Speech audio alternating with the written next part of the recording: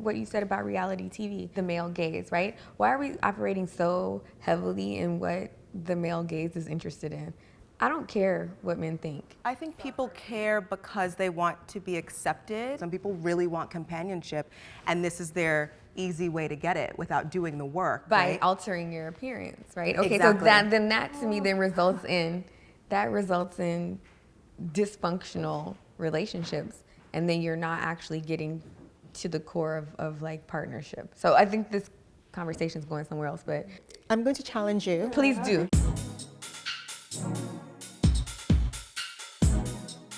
Welcome to the Black Beauty Club. This is a space to talk about beauty culture as it relates to Black people. My name is Tomi.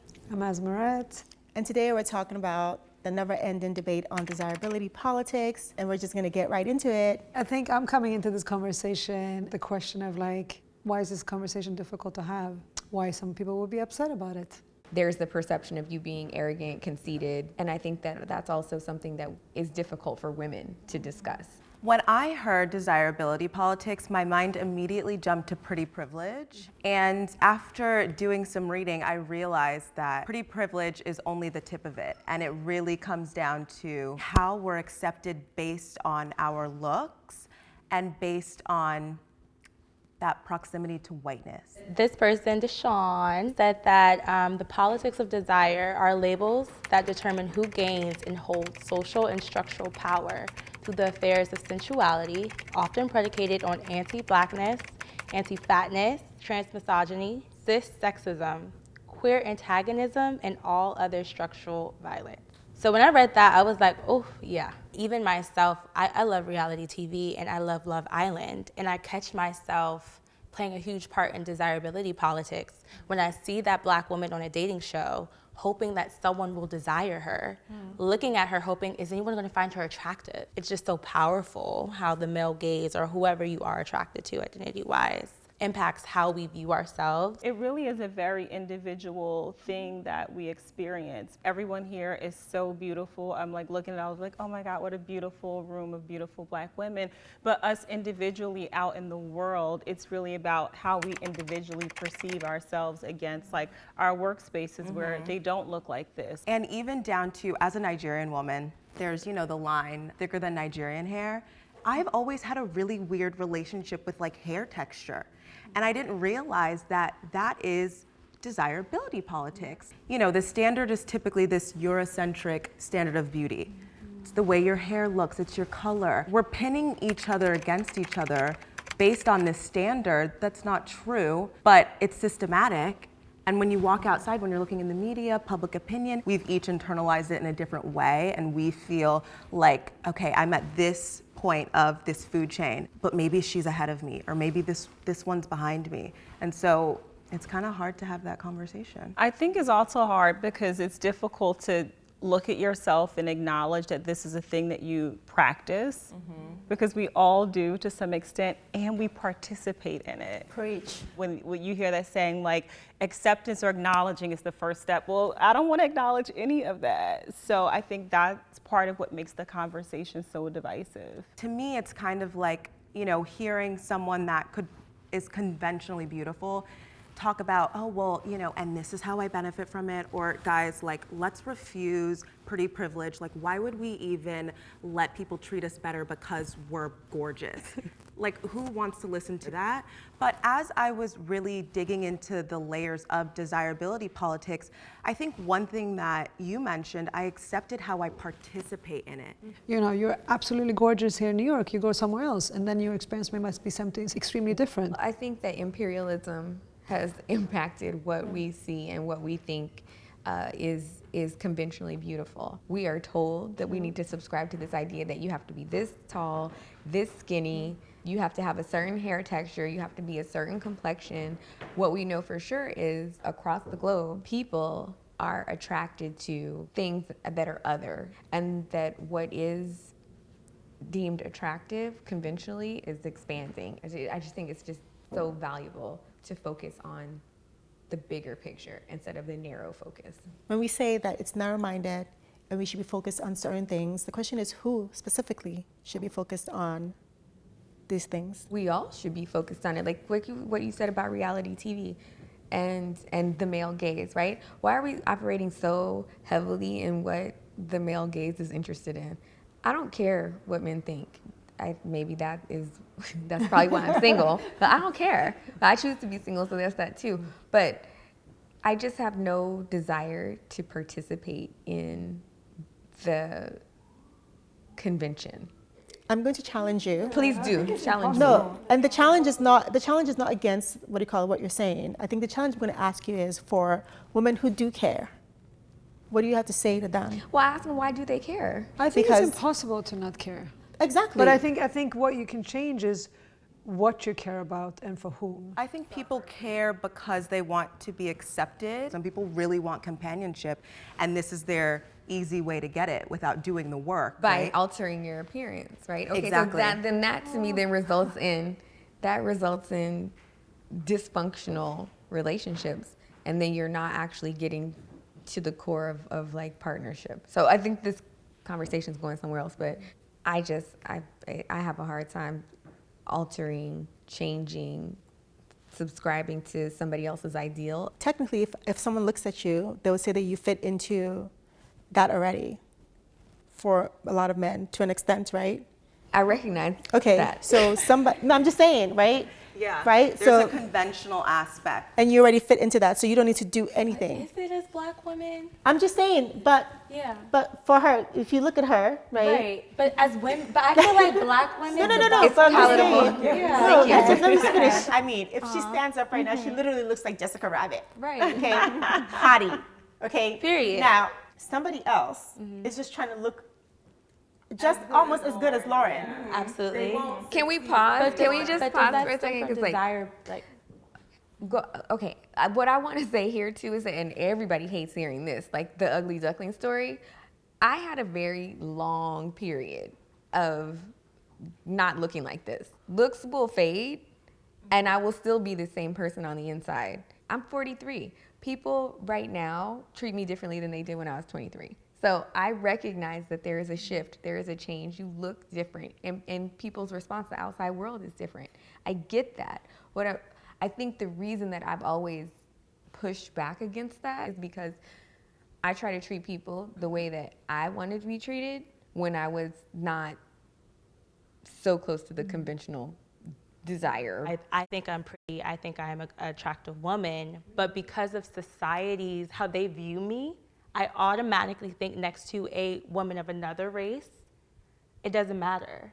Because I feel like the standard of beauty for a white woman is different regardless of how thin I may look, how long or curly or whatever, like, you know, no matter what it would be next to, I still feel like I would be thought of as less desirable. Oh my God, I was gonna say the opposite. Regardless of what man or female, so it's like, but do you get what I'm saying? Like, I get what you're saying, but I find that very, very interesting because from my perspective, I feel like you're gonna say the same thing I was thinking, yeah.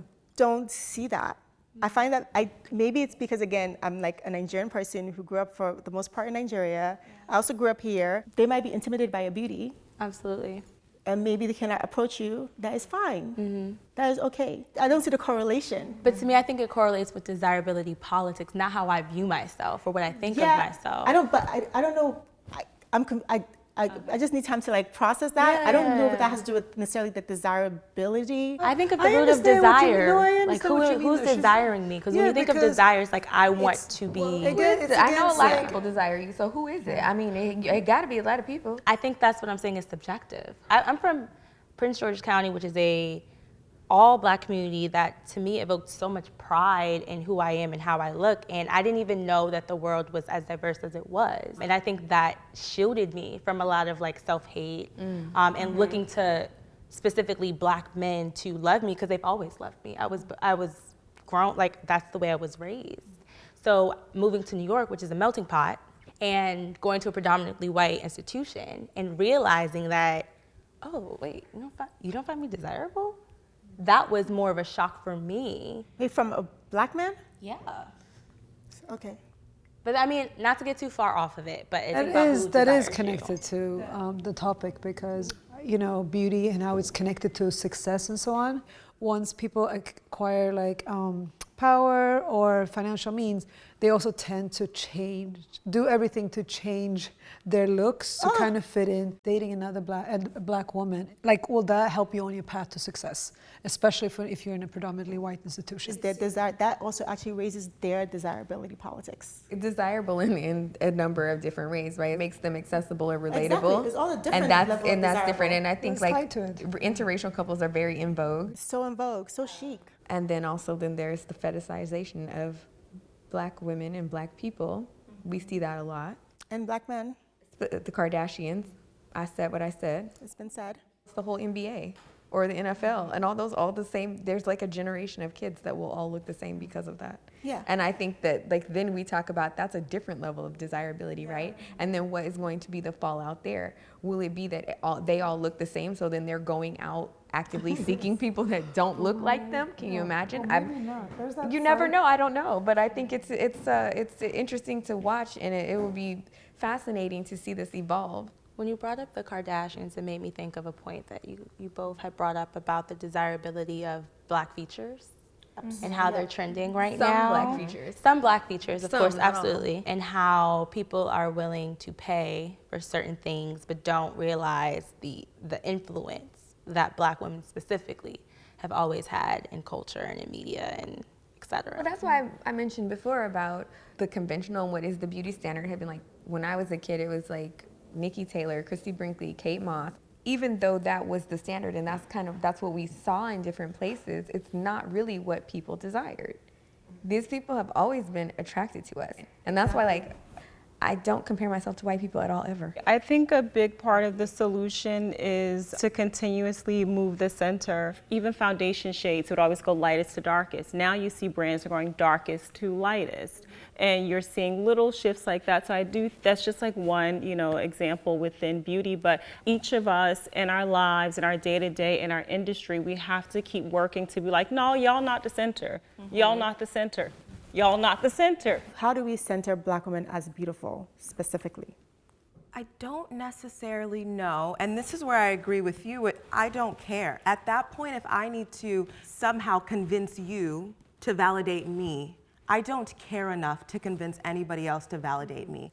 I think we can all individually say that we feel good about ourselves, and we did, to some degree, the work to get to this point. But I'm thinking of a young girl who may not have the same confidence I have, because what she's seeing at this point in time, I can't say ignore that, don't subscribe to that. What would you say to someone that's listening or watching and they want to stop it, but they don't know how? Maybe they're afraid of conflict. Maybe they don't want to feel combative or fall into that, angry black woman stereotype. How do you nip it in the bud in the moment? I always think actually that usually in these types of situations, it's always happening in the family. Yes. So but how do you have the conversation with someone it's that's not, close it's to you? actually, you got to, that needs to be shut down. I feel very strongly because that person as an adult is not more important than that child. So I really do not care about that person's feelings at all. And it's important for the child, for whatever is happening, for that person to be defended. But if you're asking how, and listen, I'm not, I'm not always diplomatic, I will say that, but I will try to be diplomatic. And I found that sometimes actually turning the question back onto the person is so effective because it requires them to think or say something stupid. And then you catch them saying something really, really ignorant and you're like, okay, is that what you really believe? I don't want to get that person, to be honest. I'm not interested in that person. I'm more interested in that child feeling good about themselves. So I want that child to hear that person get So read. I think most of the time it's not even that literal. Something as showing silly as preferential treatment. Exactly. This one gets more smiles than the other one. I do think we are seeing this shift. It's going to take a long time. Like it's a continuum, so it's not something that's going to happen overnight. I remember maybe like 6 years ago, I shot a campaign for a Korean skincare line, and I remember I was going on vacation like the next day. What's the first thing we do before vacation? Braids. Get braids. And I was like, now I got this campaign, but I'm going on vacation like the next day. There's no way I can like make this work. And I remember like announcing myself and being like, I'm gonna show up with braids, just so you know. Remember, like, was that Bad Boys or something when Martin is coming, he's like, no need to be alarmed, we're Negroes. Like, I'm like, just so you know, I'm gonna be showing up for braids. And I would never do that today. I would never do that. Like, I'm here, y'all know what y'all getting. So like what other beauty choices do you guys think we're making that do not conform to desirability politics? I think for me it's makeup and just doing whatever I want. Like I don't care about not looking like natural or having a clean look. I like what I like. What I'm not conforming to is discomfort. Like that's what it is. I heard like Kim Cattrall, she's like, I will not do anything that is unpleasant for any matter of time. Like that was it. And I really, really felt that. For me, it's been probably in my dating life. I'll go on a first date with no makeup on. Like I'm not doing the whole, you know when they want to FaceTime you? And in the past, maybe you wanted to get all dolled up. I'm not doing that. I'll be nice and moisturized with my lip gloss, but I'm not gonna get all dolled up for you. I think I'm kind of with Lauren on just showing up comfortable. I just turned 48. I'm like, don't have the bandwidth for these things. This is who I am. Do my skincare. That's the best this face gonna get. Y'all take it, enjoy it. But I can't do a whole lot to conform because it makes my life hard. Instead of using anti-aging or whitening or brightening, like I don't want to subscribe or support that. I think that's really important. I think that we're also like ingraining that in future generations and our children. We just want to make sure that we are encouraging our young women and young girls to not operate in that framework, but operate outside of it so that they can grow and evolve and become full, whole people that don't actually depend on their appearance, but are living in the actual beauty of their individualism and what they bring to the table outside of their appearance.